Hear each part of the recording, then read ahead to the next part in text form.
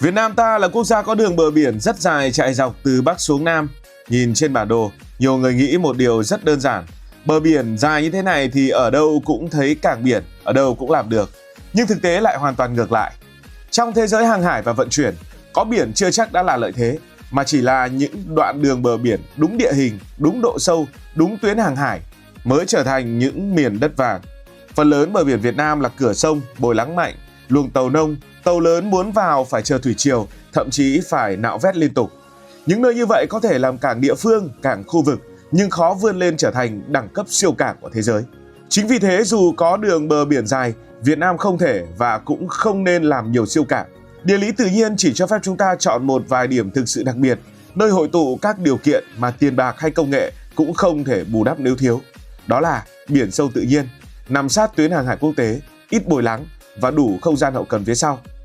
Và trên toàn bộ đường bờ biển ấy, Việt Nam có hai vị trí đáp ứng trọn vẹn những tiêu chí khắt khe nhất của thế giới hàng hải. Hai vị trí đó đã trở thành hai siêu cảng biển mang tầm vóc quốc tế, giữ vai trò cửa ngõ sống còn cho nền kinh tế Việt Nam. Vậy, hai siêu cảng là hai siêu cảng nào của Việt Nam? Trước hết phải định nghĩa thế nào là siêu cảng. Siêu cảng không hẳn là một cảng to, mà phải là cảng nằm đúng vị trí trong dòng chảy thương mại toàn cầu. Một cảng chỉ được xem là siêu cảng khi đáp ứng đồng thời 3 điều kiện cốt lõi. Thứ nhất là địa lý. Siêu cảng phải nằm sát tuyến hàng hải quốc tế, nơi tàu container xuyên lục địa đi qua hàng ngày. Nếu cảng nằm sâu trong sông, phải đánh lái ra khỏi tuyến chính hoặc phụ thuộc vào thủy triều, thì dù hiện đại đến đâu cũng khó lên hạng thành siêu cảng. Một là địa lý rồi, thứ hai là độ sâu và quy mô của tàu. Siêu cảng phải đón được tàu container cỡ lớn nhất thế giới, thường từ 18.000 cho đến 24.000 đơn vị container, ra vào tự nhiên, không chở nước. Vậy một đơn vị container là như thế nào? Một đơn vị container tương đương một container tiêu chuẩn dài 20 feet. 20 feet là đơn vị của nước ngoài, chúng ta quy ra là 6,1 mét. Và container 40 feet được tính là 2 đơn vị container. Đây không phải là trọng lượng, mà đơn vị container là cách đếm chỗ chứa container trên tàu và trong cảng. Vì vậy khi nói tàu 18.000 đơn vị container hay xử lý 8 triệu đơn vị container mỗi năm, tức là đang nói đến quy mô container chứ không phải là số tấn hàng, vì không biết trong một cái container nó chở những gì, hoặc trống thì vẫn tính là một đơn vị container. Yếu tố thứ ba để tính là siêu cảng, đó là tầm quan trọng trong mạng lưới toàn cầu. Siêu cảng là nơi tàu mẹ đi thẳng Mỹ, châu Âu cập bến trực tiếp, không cần trung chuyển qua nước khác và được những hãng tàu lớn chọn làm điểm neo chiến lược lâu dài.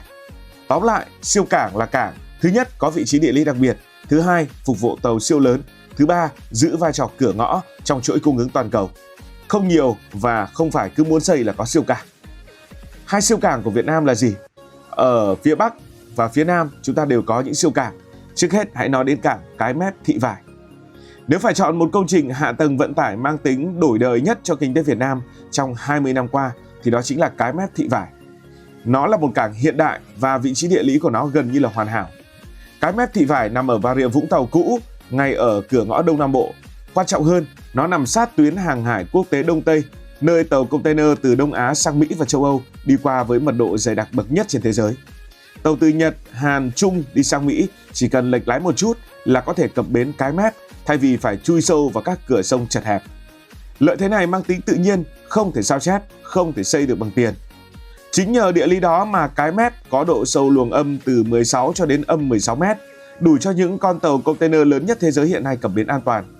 Đây là loại tàu dài gần 400 mét, cao tương đương những tòa nhà 20 tầng, chở theo lượng hàng có thể bằng cả một khu công nghiệp cỡ vừa. Điều mang tính lịch sử của Cái Mép nằm ở chỗ, lần đầu tiên hàng hóa Việt Nam có thể đi thẳng sang Mỹ và châu Âu bằng tàu mẹ. Trước đó, phần lớn container xuất khẩu của Việt Nam buộc phải trung chuyển qua Singapore hoặc Hồng Kông. Điều này khiến các công ty, các doanh nghiệp phải tốn thêm tiền, mất thời gian và quan trọng hơn là phụ thuộc vào các trung tâm ở bên ngoài. Họ bốc rỡ như thế nào, họ vận chuyển hàng của chúng ta ra làm sao. Khi Cái Mép vận hành các tuyến xuyên Thái Bình Dương và Á Âu, cán cân đó thay đổi. Việt Nam không còn đứng ở rìa chuỗi vận tải mà bước chân vào một dòng chảy chính. Đó không chỉ là lợi ích kinh tế mà còn là một dạng chủ quyền về vận tải, thứ ít người nói tới nhưng cực kỳ quan trọng trong thế giới toàn cầu. Không phải ngẫu nhiên mà những tập đoàn khai thác cảng và vận tải biển lớn nhất trên thế giới đều hiện diện ở đây. Với họ, Cái Mép, Thị Vải không phải là một dự án bình thường mà là một mắt xích chiến lược quan trọng trong mạng lưới toàn cầu. Đó là siêu cảng đầu tiên của Việt Nam. Siêu cảng xuất hiện ở phía Nam. Còn ở phía Bắc, chúng ta có siêu cảng nào hay không? Nếu Cái Mép là cánh cửa mở ra đại dương của miền Nam, thì ở phía Bắc chúng ta có Lạch Huyện. Lạch Huyện là một siêu cảng khác. Trước khi Lạch Huyện xuất hiện, hệ thống cảng Hải Phòng gặp một vấn đề mang tính bẩm sinh, đó là nằm sâu ở trong sông, luồng nông và bồi đắp mạnh. Tàu lớn muốn vào phải chờ thủy triều, tàu siêu lớn gần như bất khả thi. Ngày xưa thì ông cha ta đã sử dụng thủy triều để mà đánh thắng giặc phương Bắc rồi. Cái hay ở trong chiến tranh đó là lợi dụng được, còn cái hay ở trong thời bình đó là khó cho việc vận chuyển. Lạch Huyện được xây dựng ngoài đảo Cát Hải, thông thẳng ra biển lớn, thoát khỏi cái bẫy địa hình của sông. Chính sự thoát ra biển này giúp miền Bắc lần đầu tiên có một cảng cửa ngõ quốc tế đúng nghĩa, đủ khả năng tiếp nhận những con tàu container với khoảng từ 14.000 cho đến 18.000 đơn vị container. Vai trò của Lạch Huyện không nằm ở việc cạnh tranh với các siêu cảng trung chuyển như là Thượng Hải hay Singapore. Vai trò của nó ở chỗ giữ nhịp cho toàn bộ chuỗi sản xuất ở phía Bắc. Hà Nội, Bắc Ninh, Hải Dương, Thái Nguyên, Quảng Ninh, những trung tâm công nghiệp điện tử, cơ khí, công nghiệp phụ trợ đều trông chờ vào cửa ngõ này để kết nối với thế giới. Trong bối cảnh mà thế giới ngày càng phức tạp, việc miền Bắc có một cửa ngõ vận tải riêng, không quá lệ thuộc vào cảng nước ngoài, mang ý nghĩa lớn hơn rất nhiều so với bảng xếp hạng. Lạch Huyện giúp Việt Nam giảm rủi ro chuỗi cung ứng, giữ chủ động trong xuất nhập khẩu, đặc biệt ở những ngành có giá trị cao như điện tử và công nghệ. Việc Việt Nam chỉ có 2 siêu cảng thì đã giải thích từ trước, nhưng tại sao chỉ có 2 siêu cảng nhưng vẫn đáng gờm? Câu trả lời nằm ở hình dạng lãnh thổ và cách lựa chọn chiến lược. Việt Nam có đường bờ biển dài nhưng lại không có quá nhiều vịnh nước sâu tự nhiên. Phần lớn bờ biển là cửa sông, bồi lắng, rất khó để đón tàu siêu lớn. Điều đó khiến việc xây siêu cảng không thể làm tràn lan và muốn thì cũng không làm được. Thay vì dàn trải, Việt Nam chọn đúng 2 điểm then chốt, một ở phía Nam, một ở phía Bắc. Cái mép giữ tuyến xuyên lục địa toàn cầu, Lạch Huyện giữ mạch xuất khẩu của vùng công nghiệp lớn miền Bắc. Hai cảng này không chồng chéo vai trò mà bổ sung cho nhau, tạo thành một trục vận tải Bắc Nam hoàn chỉnh. Trong thế giới vận tải, đúng chỗ quan trọng hơn nhiều so với số lượng. Có những quốc gia sở hữu rất nhiều cảng lớn nhưng lại thiếu cảng cửa ngõ thực sự.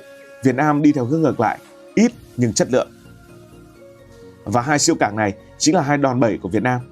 Cái mép Thụy Vải đưa Việt Nam vào bản đồ hàng hải toàn cầu, giúp hàng hóa đi thẳng sang Mỹ Âu, giảm phụ thuộc trung chuyển. Lạch Huyện thì giữ cho miền Bắc một cửa biển đủ sâu rộng, đủ an toàn để duy trì chuỗi sản xuất trong mọi kịch bản. Chúng không chỉ là nơi tàu cập bến, chúng là điểm tựa địa lý, là lá chắn vận tải và là bàn đạp để Việt Nam bước sâu hơn vào chuỗi giá trị toàn cầu.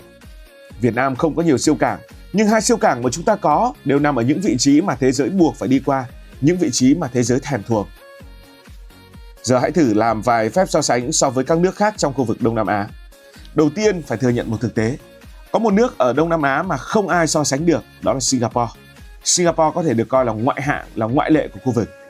Singapore gần như là siêu cảng số 1 thế giới, xử lý hơn 40 triệu đơn vị container mỗi năm, đóng vai trò trung chuyển toàn cầu.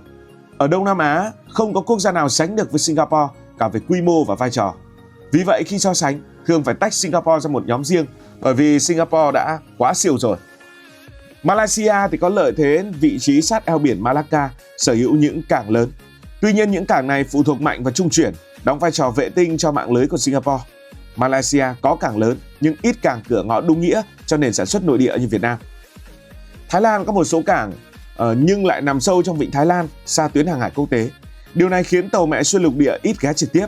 Thái Lan mạnh về sản xuất nhưng vận tải biển không phải là lợi thế quá chiến lược với họ. Indonesia đã có rất nhiều cảng do lãnh thổ trải dài và đây là một quốc đảo, nhưng phần lớn là cảng nội địa phân tán trên các đảo.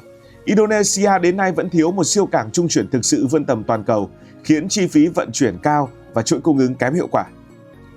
Việt Nam thì có một quốc gia gần giống với chúng ta, đó là Philippines, nhưng mà Philippines thiếu cảng nước sâu quy mô lớn. Việt Nam lại chọn cách đầu tư tập trung vào đúng 2 điểm địa lý đặc biệt. Tóm lại, nếu xếp hạng một cách thực chất, Singapore là siêu cảng trung chuyển. Họ không nằm ở đẳng cấp khu vực mà nằm ở đẳng cấp toàn cầu, một đẳng cấp rất riêng, rất ngoại hạng. Việt Nam có 2 siêu cảng cửa ngõ quốc tế gắn chặt với sản xuất. Malaysia, Thái Lan cảng lớn nhưng vai trò trung chuyển của khu vực. Indonesia và Philippines thì nhiều cảng nhưng lại thiếu điểm bứt phá. Nói cách khác, Việt Nam có thể không phải là số 1 cảng biển của Đông Nam Á, nhưng lại là quốc gia hiếm hoi trong khu vực, có 2 cửa ngõ biển đủ tiêu chuẩn thế giới, trải đều từ Bắc đến Nam. Trong bối cảnh chuỗi cung ứng toàn cầu đang dịch chuyển, lợi thế này rất đáng giá với Việt Nam. Hãy để lại ý kiến của bạn dưới phần bình luận và đừng quên góp ý những chủ đề mình có thể thực hiện trong tương lai. Còn bây giờ, xin được nói lời chào, tạm biệt. Cảm ơn các bạn đã dành sự đồng hành cùng Hải Thanh Story. Đi qua những vùng đất,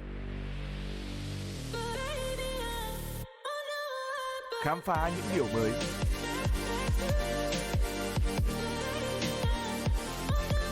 Đừng ngần ngại, hãy để lại những góp ý và xin được hẹn gặp lại.